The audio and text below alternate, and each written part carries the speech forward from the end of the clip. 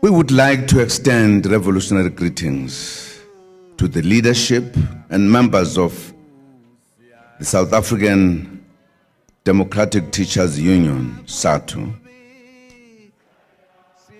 We thank the progressive leadership of our teachers for inviting us to address this important 2012 SADTU National General Council.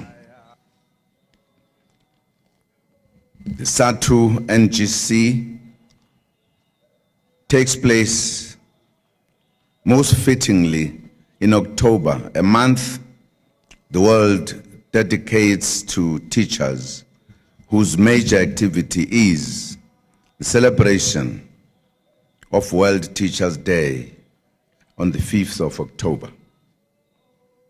This day, 5th October, has been celebrated since 1994, the year in which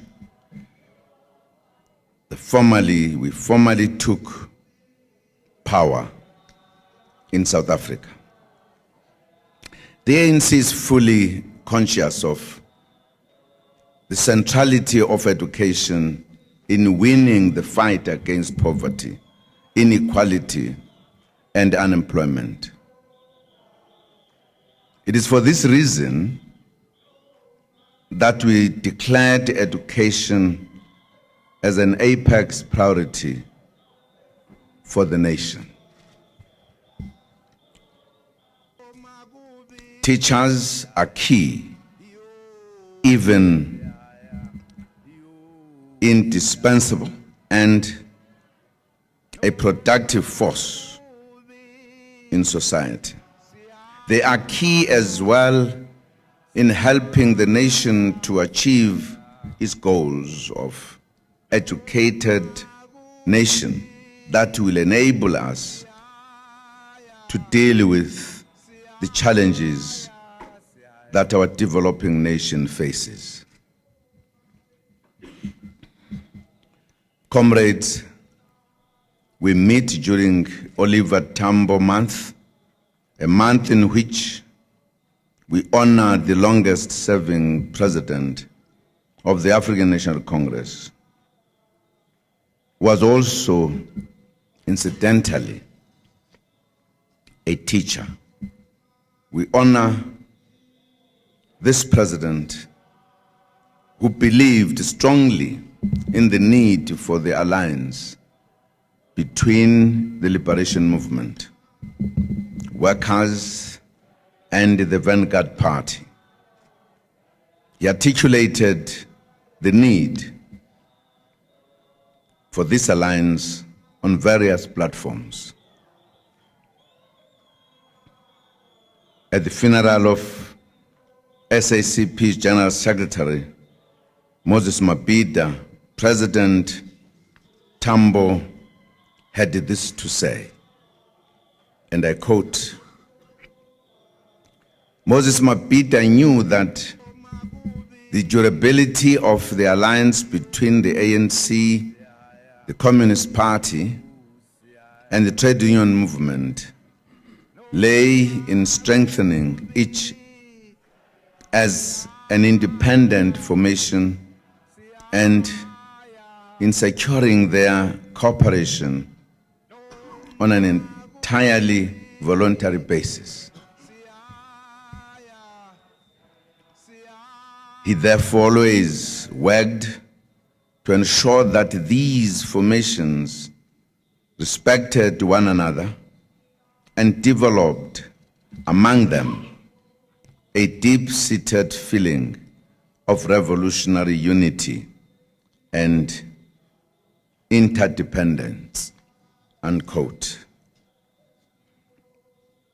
A very profound statement with regard to the understanding of the alliance and how these should work. They're first and foremost voluntary, but OR will describe it in other words, that it is a relationship that emerged from the struggle. that it was not a relationship that had papers signed by leaders. So he had a very profound understanding. And I'm saying this because later, maybe at the end, I would like to emphasize the alliance. Because at times, in the hurly-burly of politics, we seem to be forgetting its importance. Like Comrade Mabhida, we need to understand the importance of the alliance in the pursuit of the National Democratic Revolution. The success of the NDR depends on each component playing its role towards the achievement of the National Democratic Society, a non-racial, non-sexist, democratic and prosperous society. As SADTU, you have a critical role to play to assist us in achieving the type of society we require. You will recall that in Polokwane conference, we agreed that education should be prioritized as a key instrument of social transformation. And therefore, when we said in the 5 priorities, education is priority number 1, we were in fact implementing the resolution of the ANC conference. As the alliance, we have to continue to implement this resolution. It is absolutely important that we do so. We have scored some achievements in education, although there is a long way to go still to transform education, which was used as an instrument of subjugation. This, comrades, is absolutely important for us to always bear in mind that when the creators of apartheid looked for ways and means of subjugating the black people in this country, among many things, one of the things they identified as a critical instrument to do so was education. They used education to exclude the overwhelming majority of the South Africans from the real societal activities. Not that they excluded education by not creating facilities and schools for black people, but they actually downgraded the level of black education. They called it Bantu education. And they said so very boldly that we did not need to educate these people because they will never become anything. The only thing you need to educate them to do is just to be able to communicate, perhaps to be some clerks somewhere, because they would not hold the leadership positions in the country. They were very clear. And therefore, you ended up with a growing percentage of the black majority people not educated at all. Nobody was paying any attention. No government had any program towards educating the black people. Those who succeeded to reach the doors of education, they received Bantu education. It was legislated and forced. So education for an oppressor was an important instrument to subjugate, to oppress, to exploit, to ignore.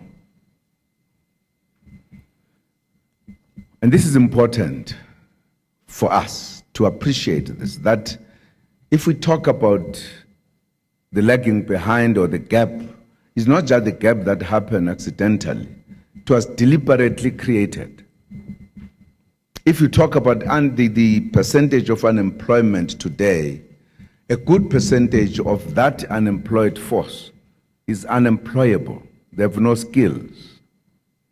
And in the world of today, of the IT, they're just sitting, they can't even look for jobs. They're just sitting under the trees.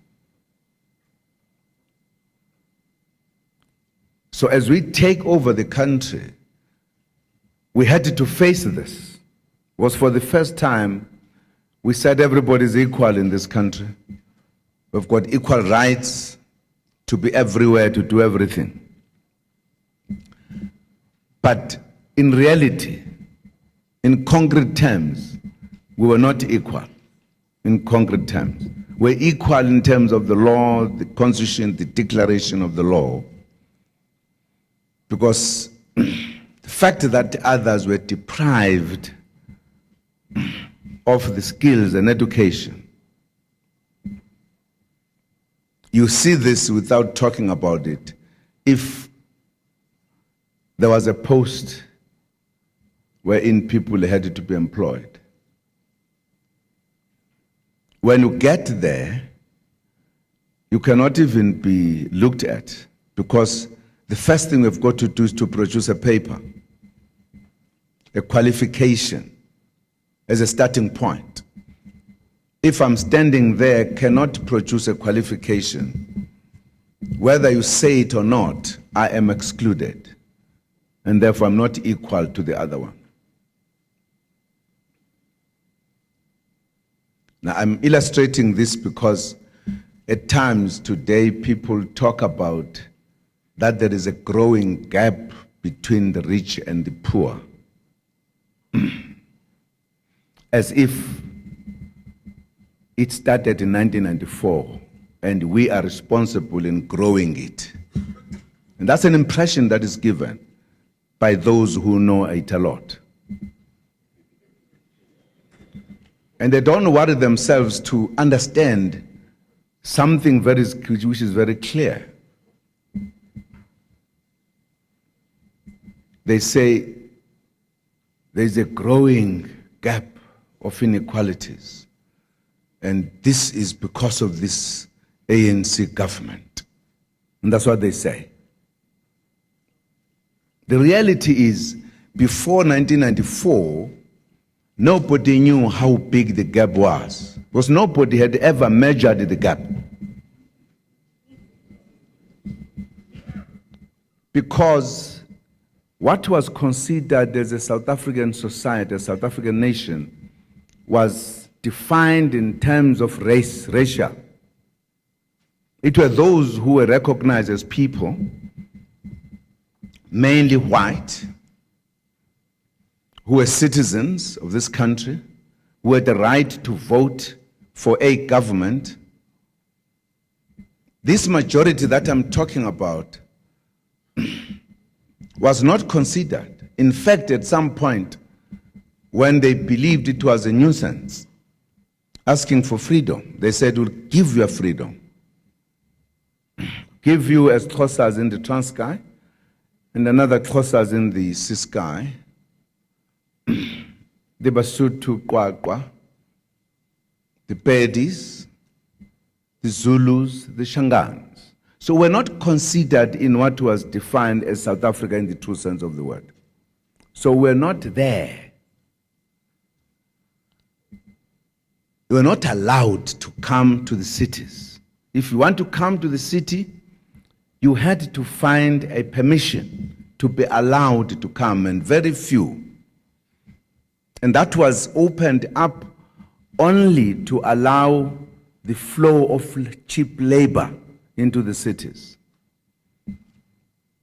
So only in 1994, when we said we're all equal, we have one constitution, nobody is restricted to move from one point or the other from this country, did we for the first time measured the situation in this country, including the gap between the rich and the poor. Only then did we discover how big it was. What we have been trying to do since 1994 has been, in fact, to close the gap rather than to widen the gap. Now, this is very important, particularly to the communicators, because apartheid creates crimes, do everything wrong, and we come bring freedom. We are now having a lot of programs to address the bad legacy of apartheid, and we are accused to be responsible for those sins. And I think it is important for us to be clear on these matters. And I'm saying at the center of that was education. Because if the majority were educated, even if they were staying in whatever corner, they would have been empowered to do whatever they wanted to do. We would have had scientists who could develop and discover things and change things. They were deprived from doing that. And education was a critical instrument to that. That's why, at times, comrades, when we talk about education, we say, it is us who must be more conscious about the education of an African child, in specific terms, a black child in general terms. Very crucial. Because if we say we are building a nation, in no way you could find people with spades and everything mixing cement because they want to build a nation, having bricks and everything. Building a nation, it means building a human being, preparing a human being for tomorrow. And that means building a nation, in fact, is in the classrooms. How do you empower a young child today to be a useful citizen tomorrow? In a direct sense, that's a building of the nation. If we fail to appreciate that, then we are failing to appreciate building a nation is what? We can understand it in generalities like everybody else. Everybody can shout a slogan. Nation building, yes, nation building. What do you mean by it? What do you mean by building a nation? Now, I would imagine a teacher should know, because a teacher should be able to even tell the child what it means. And therefore, education is crucial.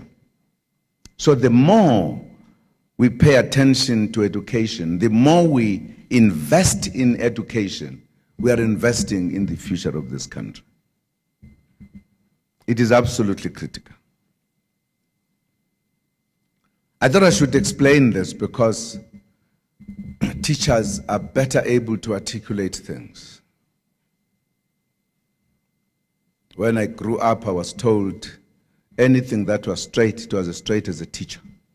Very straight. They were not zigzagging. Straight. Tishar. I never went to any school, but a teacher helped me a great deal, taught me a lesson, which led me not to drink. Because I was told teacher does nothing wrong. It was an example.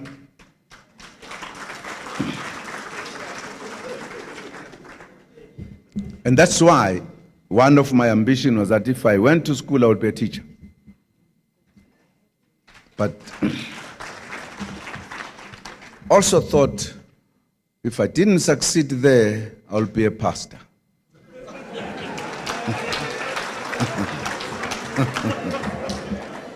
There were three things I wanted to be, which I ended up to be none of these. And the third, I wanted to be a lawyer. These were three professions I would have been. But this particular day, on a Sunday, and I like telling this story to teachers, we had our little cars, the rim of a bicycle with a stick, pushing it. It was a car. Those were our choices. on a Sunday afternoon at that road, a teacher who was wearing a black suit, white tie, a white shirt and a tie. He had gone to church in the morning. He might have been helping himself. He was thirsty on the way coming back. He was helping himself. But I think he overdid it. Because where he was branching off to where he was staying, there was a hump of a sand. He couldn't climb. He fell. And he couldn't rise. And he forgot everything. And he messed himself up. Now this, you can imagine me being told, a teacher, straight, doing nothing wrong. And this was an example of a teacher with the suit, the tie, the shirt. But here was a teacher doing something wrong. I took a decision. I'll never drink. If this food can make a teacher forget who he is, not good for me.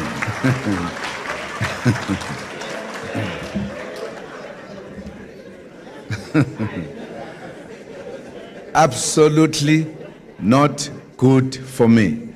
That is a lesson I got from the teacher without talking, by conduct. And that lesson saved me. And that's why I'm still living today at this age. Taught by a teacher, one lesson only, not many. Just one. Just one. And in life, I appreciate, I don't even know the name of that teacher, but I appreciate it up this day because he helped me.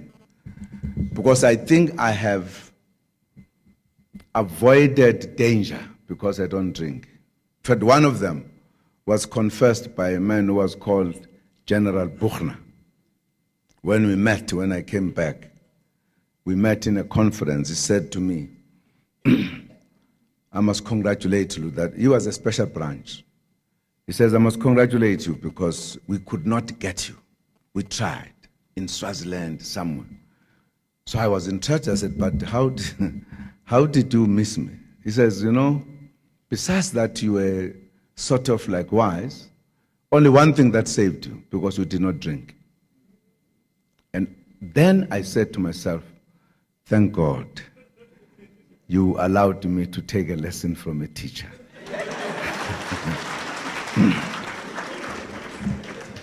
No, partly because what they used to do, they will give their agents liquor, who will pretend as if they bought liquor, which is petty provision before it.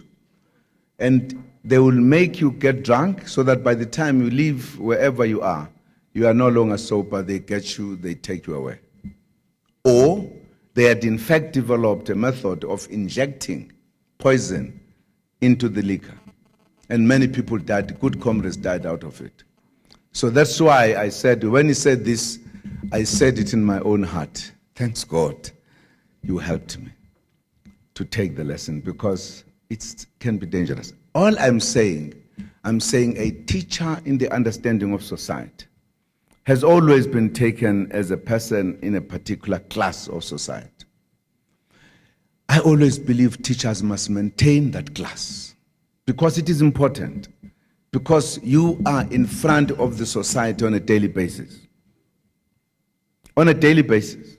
That is why in the past, how the teacher dressed was an issue.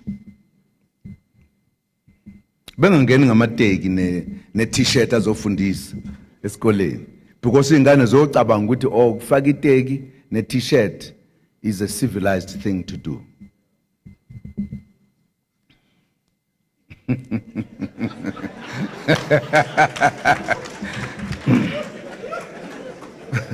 Utishara umaphambi kwekwaya yabo kuthiwa tishara utishara lo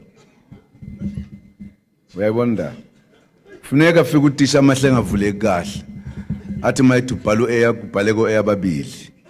No, it can't be. Education, I'm merely emphasizing the importance of education in society. I think you know it better. And therefore, if we say the debt we have to pay in our revolution is education, is a critical thing. If it were to be according to me, more than half of the budget would be going to education. Because if we did so, we'll be curing a lot of ills that we have. Even if we are not solving the problems overnight, but you count years, because you'll educate people who will therefore be able, when they grow up, to find employment, to create employment. And therefore you'll be tackling poverty directly. You'll also be reducing crime if you have a better empowered society. So you occupy a sector that is critical, at the cutting edge of society. It's absolutely important. And in my view, teachers should know it better. To expand access and eliminate some of the factors militating against education for all, we have prioritized our pro-poor policies, including the no-fee schools policy, scholar transport, and providing decent meals to learners at school.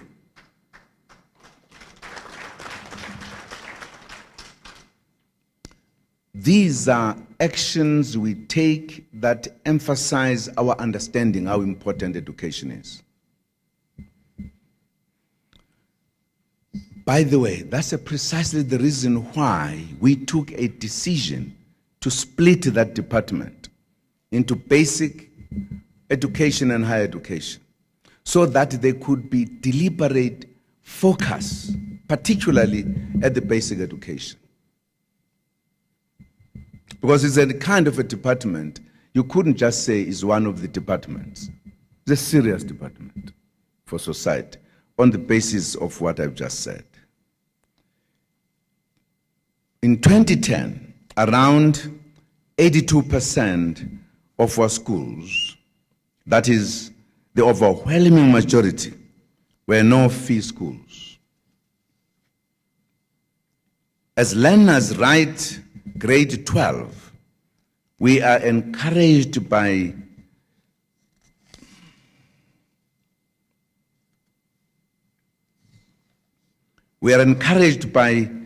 the improvement in the matric percentage, passed each year.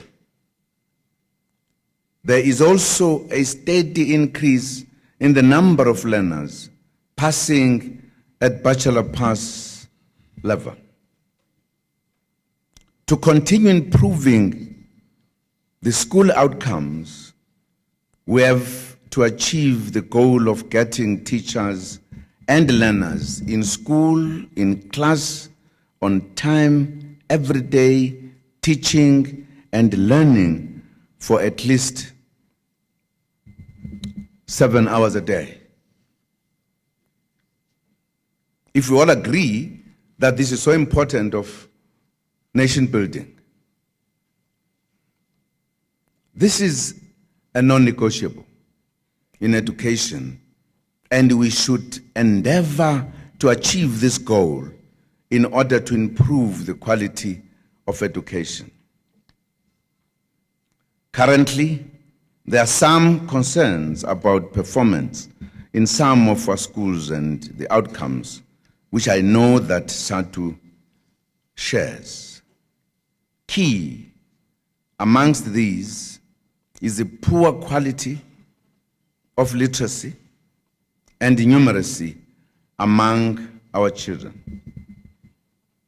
The annual national assessments tests undertaken by the Department of Basic Education to assess the health of education system has uncovered disturbing but helpful results with regards to finding solutions. As you are aware, all learners in grade 1 to 6 are now being tested annually in literacy and numeracy, mathematics, using a standard national test. This amounts to assessment of over 6 million learners in 19,000 schools. The 2011 results confirm that the levels of literacy and numeracy are very low. With regards to grade 3 learners, the learner average scores of 28% and 35% for numeracy and literacy, respectively. These figures affirm earlier diagnosis and reinforce our emphasis on improving the teaching of literacy and numeracy from the earliest years of education. The target is to get 60% of grade 3 learners performing at the required literacy levels, 60% of grade 9 learners performing at the required mathematics level, and for 175,000 grade 12 learners to pass with a bachelor's pass, all to be achieved by 2014.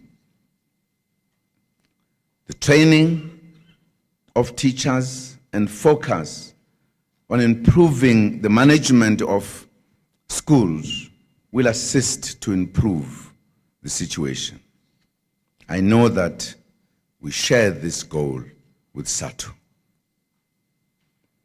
Now, I want to believe that if we did not take the measure of creating a department, a basic department in education, we might not have discovered these weaknesses. We've discovered these weaknesses because there is now a department that is paying very specific attention to say, what are the problems? And therefore, how could we resolve the problems? Because if you take into account that the problem of education is a problem of centuries, you cannot resolve it in a year or overnight. It's a question of time. But first, you must understand what is the problem. Otherwise, you must diagnose it.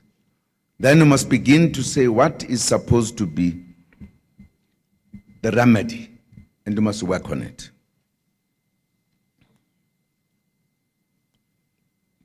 We had severely embarrassing and unacceptable situation this year with the failure to deliver textbooks to grades 1, 2, 3, and 10 of schools in Limpopo.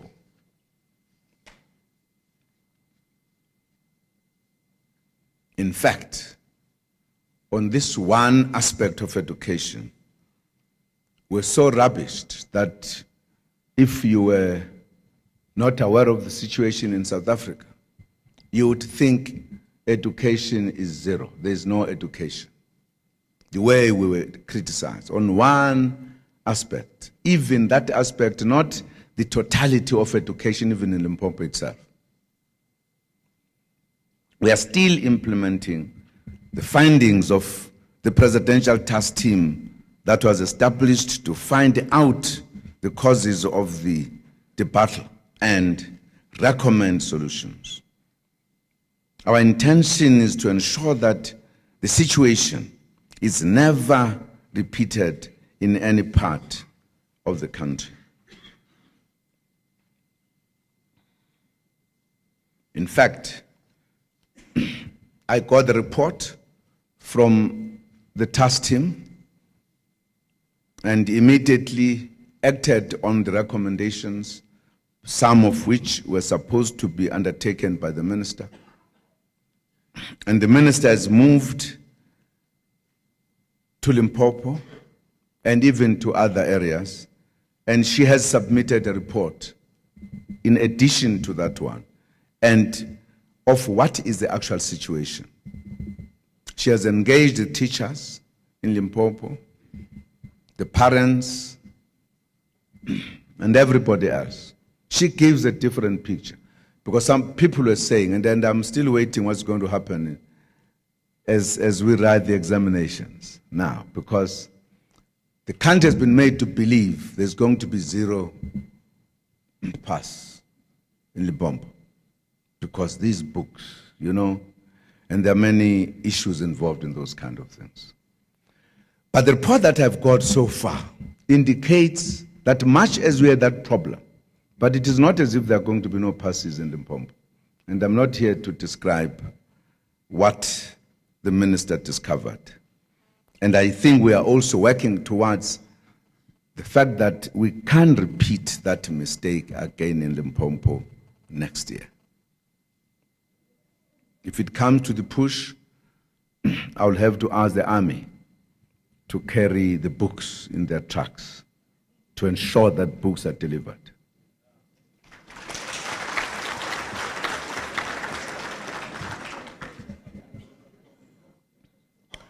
With regard to the infrastructure, we are determined to ensure that no child learns in a mud school or in any inappropriate structure.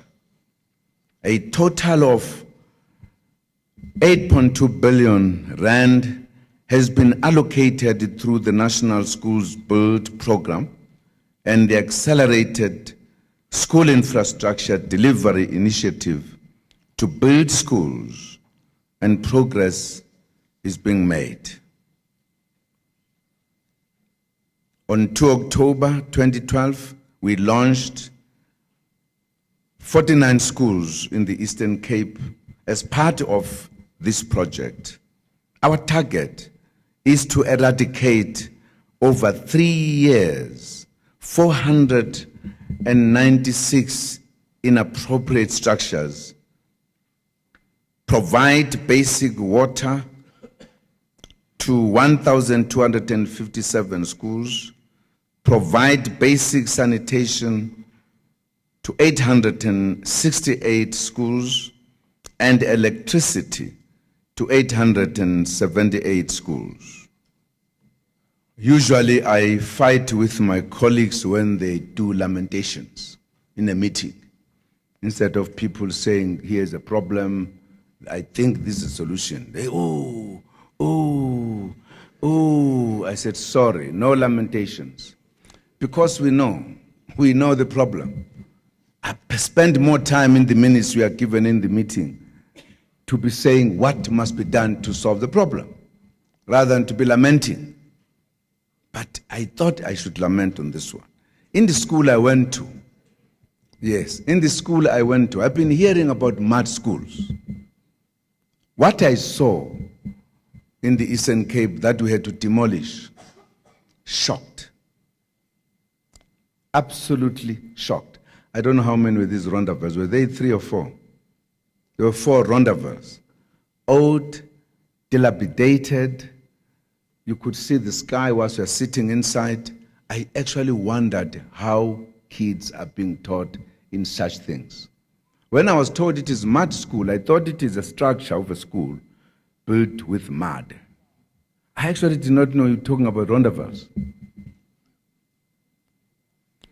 Now, that will be in contradiction to the quality of life in a democratic South Africa.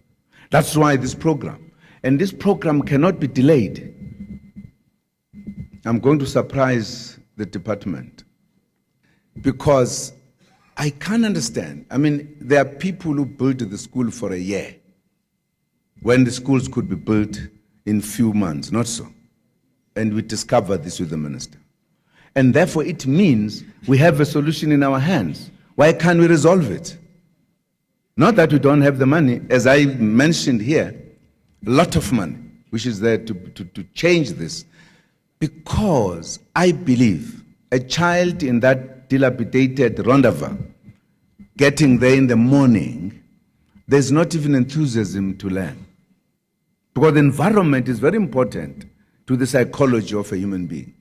That's one area. If we say it is important, that's one area we must surprise one another on, so that we can move as fast as possible. One of the successes of the unions, because the unions have succeeded, is to have a situation where it's not easy to dismiss a worker. It's a big success of the unions.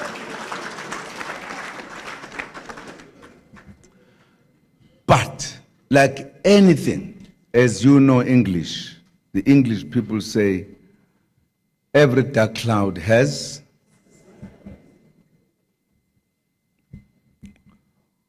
If you find people not doing work deliberately, like this program may not be going because either builders or whatever, they're just not up to it, you can't sack them. The success has its own inbuilt problems, not so. Just like the development of society. Those clever people who use a beard and everything, they'll tell you as new society is growing, it is already in it, having something that's going to destroy it. Isn't that so? I was looking for the teachers and the teachers were not there. Just to explain simple English. Transition. And I was looking for the communists. Where are they? Because some people say, no, you can't talk about transition, you know. Because transition, it means moving from one society to the other. You know, that one English word, that means one thing and one thing only. So I said, some people talk to me, hey, what are we going to do? Say, debate here. What's the problem? This transition. So I said, and one was a communist. He says, no, that is described as by the Marxists, you know, as transiting from capitalism to socialism.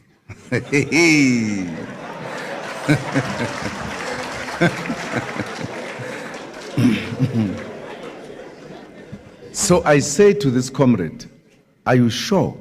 Have you understood this word properly? Oh, yes. That's how comrades are debating it. So I said, are you claiming that this is Marxist, strict, rigid interpretation of this? Oh, yes. So I said, what would you say if I tell you that one Marxist called Engels wrote a book, The Dialectics of Nature, dealing with a human being. And somewhere he talks about the transition from ape to man. I said, what do you say to that? Has you ever staged in between? Because you are talking about a process. Not so. Marxism. Now,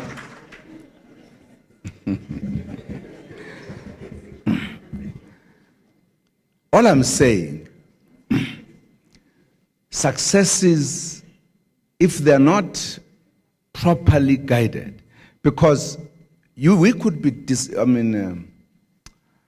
criticized, and I can discover that this person does not want to do work, but I still have to go back, first give a warning, verbally, as required by law, and I must give a written warning, first warning, and the days are going by. And then the final warning, and this must be produced. Now I'm saying this is the biggest success, which people concretely as they work, they're not doing it any good service. Because we are now making people to begin to feel, because that is now the abuse of a success. Because I can't understand people build a school, as we discovered now. They do it for a variety of reasons, either to prolong the time so that to pay more money. We are having an urgent matter of changing the mud school into modern schools. Very crucial. But the point I'm making, even if I surprise the minister next year, I won't say to that contractor, as I would have said during the olden days, pack your tools and go now. I'll have to go and negotiate somewhere. Isn't that so? In the meantime, the kids are not going to school. That's a problem. In any way, because I'm talking to teachers, I think they have better understanding. I'm just an ordinary, uneducated fellow who comes from Kandla, you know. Mfana wenkomo nje. You may understand this better.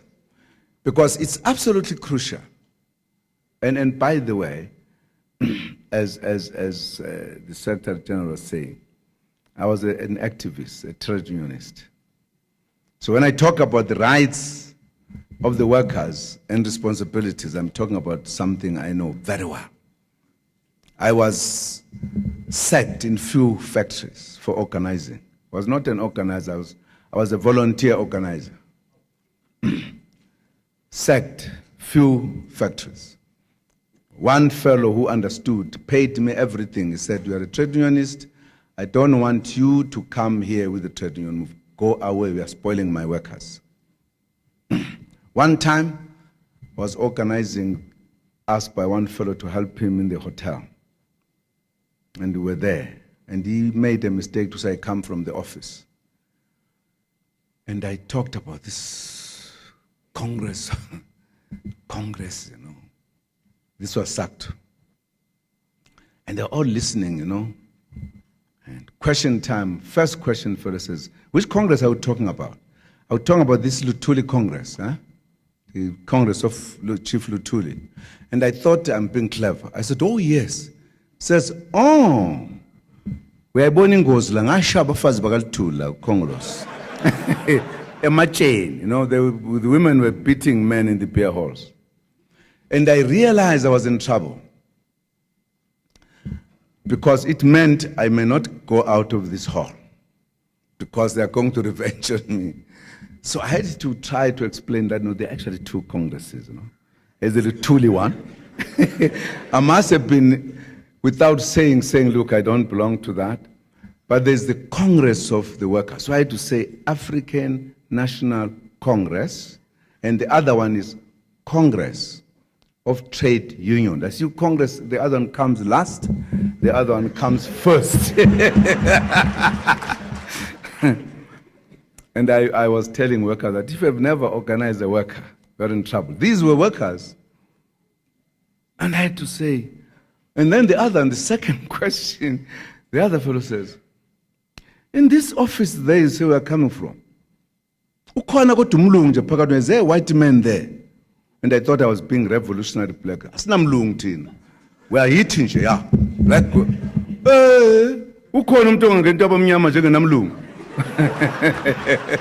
This is a worker.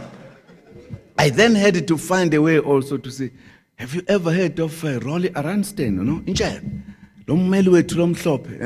So I'm trying to say because the workers are workers, they need to be conscientized. Because without conscientizing them, they are not understanding their class until they are conscientized. Not so. So I'm saying all of this with that understanding. I'm saying all of this because I am passionate about education. That goes together with my being a revolutionary, to fight for the liberation and bring democracy. It has never come to people who are not empowered. And it will never be defended by people who are not empowered. It will only be defended by people who will be empowered, who will understand what is a revolution and how to defend it. And some of us want, by the time we disappear from this earth, at least singabusi izipoki, sihambe sibhekele, singabheke emva, sazi ukuthi everything is right behind here. Because the nation has been empowered. The Department of Basic Education and Health are jointly implementing the Integrated Schools Health Program that aims to offer a comprehensive and integrated package of health services to all learners in the schooling system over the next 5 years. We launched the program on the 11th October 2012 at 2 schools in Refilwe, Cullinan. We cannot ignore the alarming levels of teenage pregnancy, as well as the serious problem of HIV infection among the youth. Therefore, sexual and reproductive health services should be made available. Because these are sensitive matters, consultation and engagement is essential. I'm pleased that the Departments of Basic Education and Health have consulted with you as well as other key stakeholders before we launched the program, and there is general consensus and support for it. However, 3 areas of sensitivity were identified which must be approached with care and be actively consulted with parents. These are the provision of contraception, including the distribution of condoms, voluntary HIV counseling and testing, and male medical circumcision. Each school community will be consulted first before these services are provided. We call on SADTU as the largest of our teacher unions and partner to lead this critical engagement with teachers and parents. The SGB associations have agreed to be active partners in this exercise. The Department of Health has already procured 30 state-of-the-art mobiles for the pilot national health insurance pilot sites.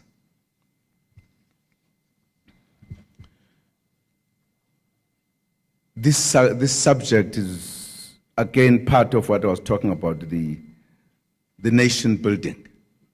You can't allow a situation where the country has unprecedented teenage pregnancy. You know, when this issue was introduced in the cabinet by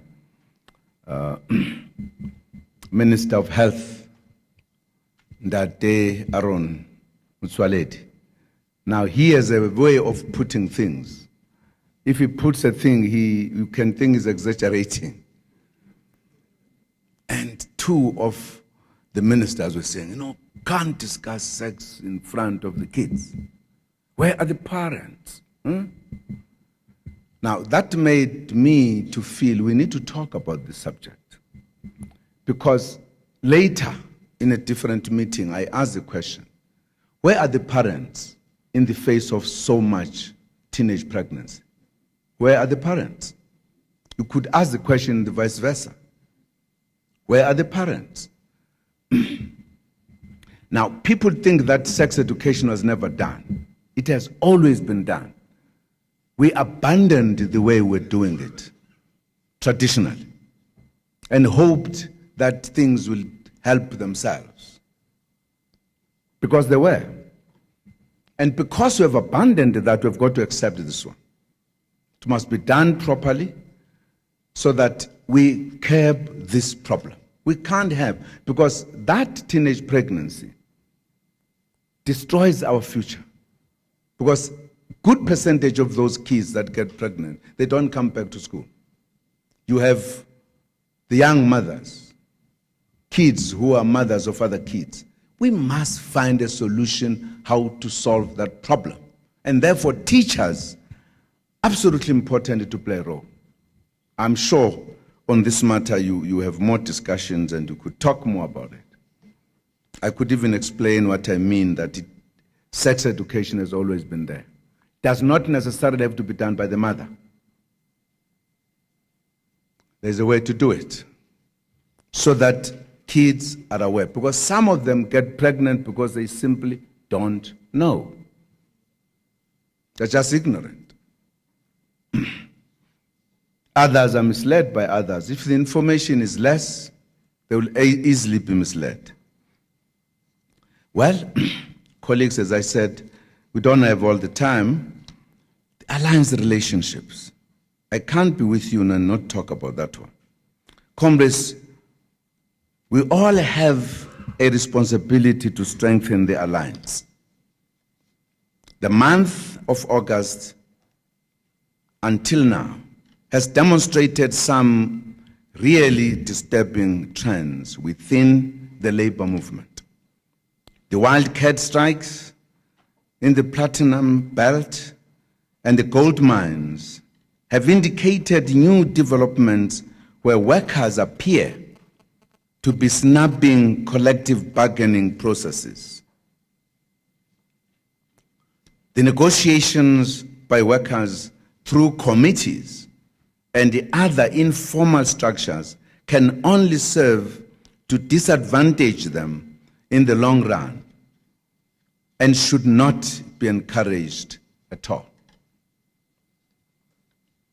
SADTU needs to be seized with this matter of re-establishing its hegemony amongst mine workers and indeed all sectors. Most importantly, let us remember the imperative of unity within the alliance. If there are any difficulties, let us deal with these in-house and constructively. There are many challenges that we face. Divisions will not enable us to succeed.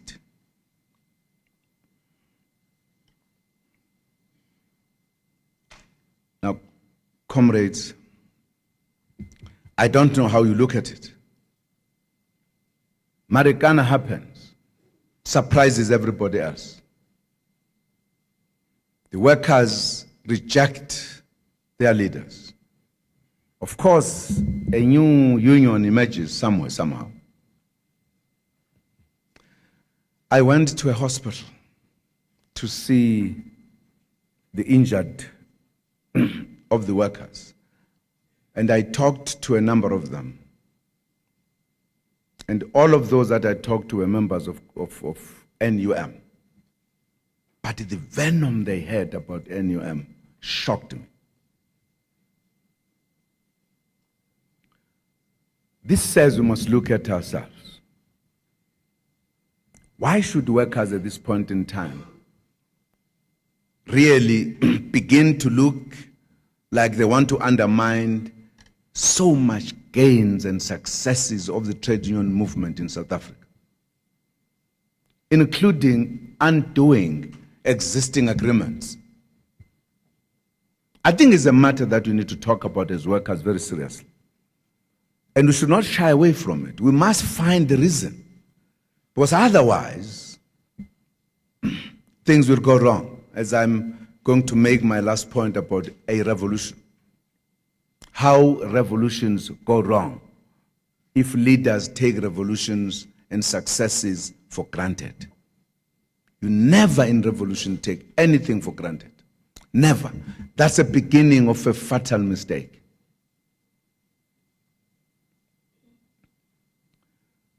You end up with matters of workers being negotiated by bishops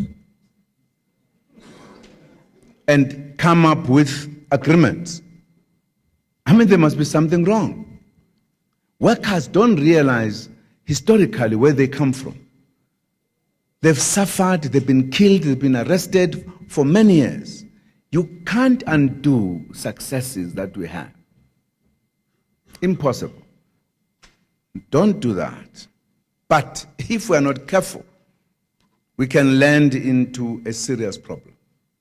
The manner in which we do things we could create a fertile ground for wrong unions that can emerge, that perhaps other forces would want to have.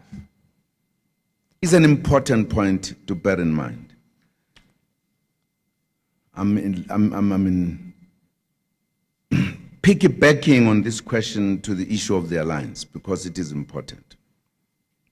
Alliance. Let us recall what President O.R. Tambo said in 1990, circuit of the ANC's success in Exar. He had this to say, and I quote, "We did not tear ourselves apart because of lack of progress at times. Because in any revolution at times, there's no progress. But he says we did not tear ourselves. We're always ready to accept our mistakes and to correct them. Above all, we succeeded to foster and defend the unity of the ANC and the unity of our people in general. Even in bleak moments, we were never in doubt regarding the winning of freedom. We have never been in doubt that the people's cause shall triumph," unquote. Now, I'm talking about the workers, the challenges, perhaps the weaknesses that have been exposed by Marikana to all of us. So it's not just the union only. You could ask the same question. If Rustenburg in general and Marikana in particular, there are people living around there, where are the branches of the ANC? Where are the branches of the South African Communist Party? Why didn't we realize this situation? I'm extending the problem. It's not just the unions. It's a problem of all of us. And we need to look at it clearly. Where are we? How are we organized in the current conditions in this country? And if we don't learn, then we're not revolutionaries. We're just politicians. Because everybody can be a politician. Everybody can talk politics, even those who know no politics. They can just talk politics. But if you say you belong to a revolutionary category, then it says all of us must look at ourselves. How could we have Marikana exploding before our eyes without us having known it? It's a problem. Our organization in terms of the unions, our organization in terms of the liberation movement, our organization in terms of our scientific party, the South African Communist Party, all of us may be found wanting or guilty of not doing our job. That comes direct to the question of the ANC as the leader of the alliance. Where are we? It also talks to our revolution. Where is our revolution? Where is it going to? What is happening? We actually seem to be saying less about our revolution, and many other people saying more about our revolution. Even telling us what we are supposed to do, what we are supposed not to do. Now, I've got one message that I've been delivering to the workers, and I'm going to deliver it all the time. Because if we do not understand clearly, scientifically, our role as the working class within the alliance broadly, but also within the ANC specifically, then we do not understand our revolution scientifically. If you talk about today, who are the people today who are scrambling for leadership in the ANC? Who are they? You just have to ask that simple question. But that was going to tell you for whose interests are these people going around to say, vote for me? For whose interest?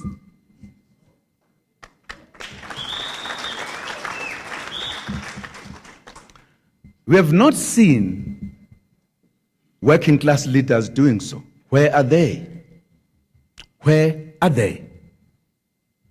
And who are doing that? And I don't want to label people because we've got visitors here. So I'm being cautious, so to speak. Now, I've made the point that if from the working class point of view, we are not in the ANC consciously, deliberately, to be part of the influencing factor within the ANC, then we've missed the point. We all agree that the ANC is a broad church. That means every element of society is there. There are many interests in the ANC. And if the workers are not there, other interests are going to dominate. And how do you dominate the ANC? You become part of it, you become active, you become noticed, you become elected. Right? You know, you don't have to guess about revolution, otherwise out of the way. We've got to be very certain about the revolution. Very certain. And you can't be found wanting or drowsy. If the ANC, if I do the analogy, is a bus that is traveling to a particular destination. And our destination, we describe it in general terms, is prosperous South Africa. Not so. Wherein quality of life will be better. That's where we're going. We're in the poor and the working class because the ANC is, in its views, a disciplined force of the left, inclined to the poor and the workers. So our destination is to solve those problems of the poor, not so. Now, if we're in a bus, and I've used the word, like all the revolutions, not only in South Africa, it's not because we are something out of this world or West. All revolutions in 2 decades do come to a crossroads, wherein we have got to choose which way to go. Do you turn left? Do you turn right? Do you reverse? Or do you go forward? We are there. Perhaps not in the biggest of ways, but we are there. Which way is this bus going to turn? Is it going to turn left or right? Now, if as workers we are not in the bus, why should we be certain that the bus is going to the right direction? And why are we not in the bus? If we are knowing where we're going.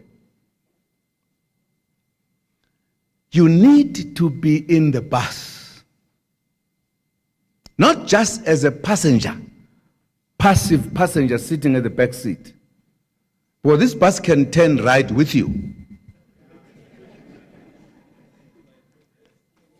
You need to be nearer the front. Strive to be a conductor so that you can tell the driver, this way, please, this way, please. But ideally, be the driver of the bus. This means, comrades, this means workers, leaders must be in the National Executive Committee of the African National Congress. If we are not there, you cannot determine the destination, nor the direction of the bus.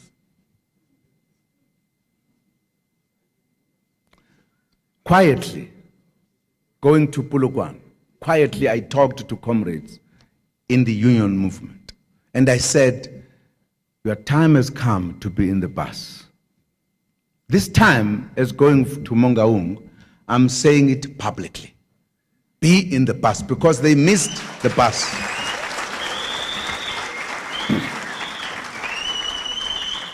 Because they missed the bus in Polokwane.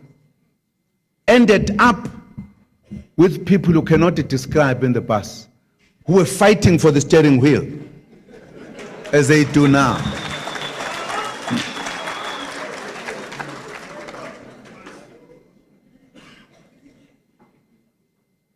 And I asked the question at the beginning, who are they?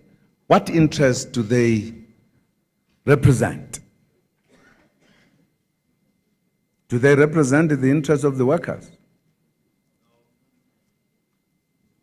But you are going to end up with them in the driving wheel.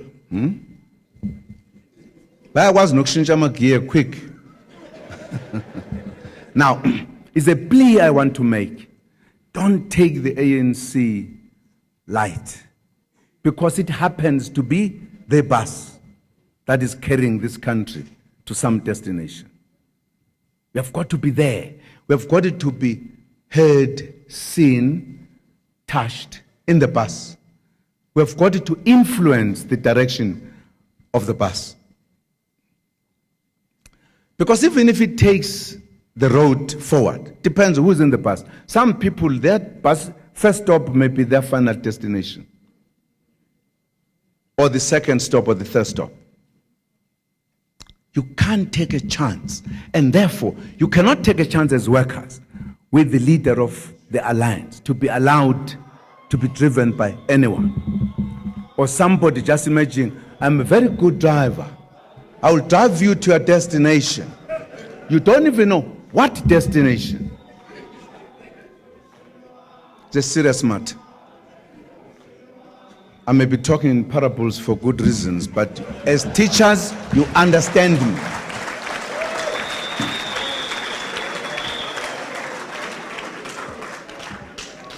The challenge is now. Our revolution is on the crossroads. And it's a matter of weeks. The bus will move. Which way will it be moving? At what speed? Because again, the speed counts. Is the bus in good condition or not? That's a challenge that faces the workers. Leaving aside talking to the media, people love to talk, the real scientific understanding of our revolution, where we need to go.